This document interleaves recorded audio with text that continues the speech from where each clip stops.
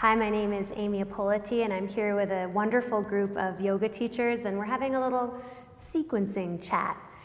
And sequencing, as I've said before often, is a very difficult situation because there's a lot of controversy about what pose should be done when and in what order. And that's because there's a lot of different styles and a lot of different personal preferences, and so it's often challenging for yoga teachers to know what is the best sequence.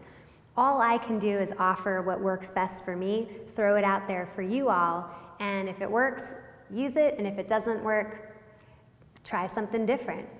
But I wanted to see from you guys, what's your sequencing question? Does anyone have one? Yeah, Jack.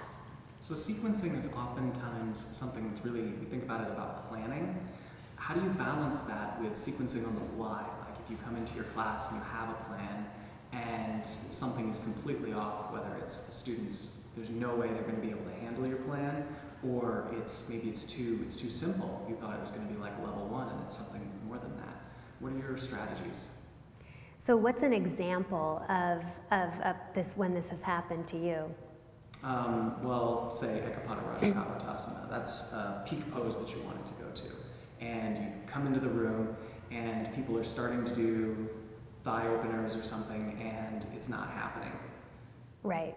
So Ippoliti Kapottasana, just in case you didn't know what that pose is when you're in pigeon pose and you come back here, right, and you hold your foot, and I'm totally not warm, but you know the deal, that pose. Yeah, that's a big one. So you come in, here's the scenario. You come in, and as Jack said, the thighs they're in a thigh stretch, and you're realizing, oh my God, you know, this is not going well. The big key that I see in particular with that pose is mermaid is a very typical warm-up that we'll do for that, and that's when you take the leg back, you put it into your elbow crease, and then you come here. That's a big warm-up. I can usually tell if people come back here and they're like, they can't get that foot into the elbow crease. That's a real telltale sign that they're not going to be able to do the full pose.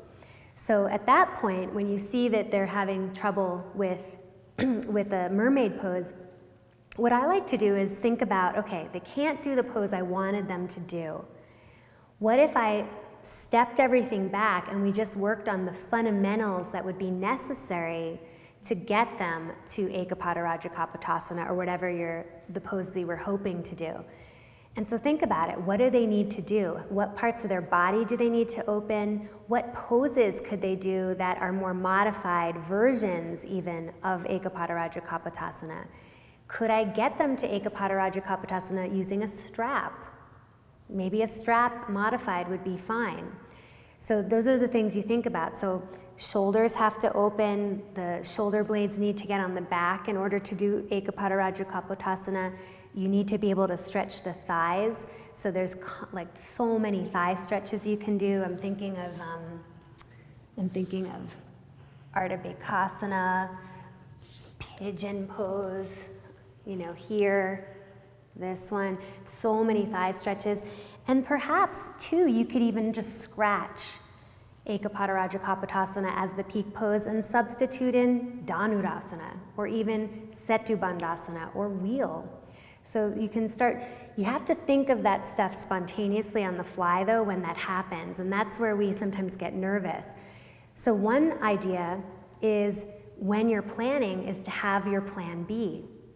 So as you're writing out your sequence, now what if I get there and they can't do this? What's my plan B? And write the whole plan B.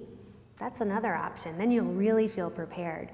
But as you get used to teaching more and more, you know, you'll be able to think on the fly very quickly the more scenarios you get into like that. Because then you'll go back and go, how could I have done that differently? Then you'll do it better the next time. I hope that helps. Thanks so much for the question.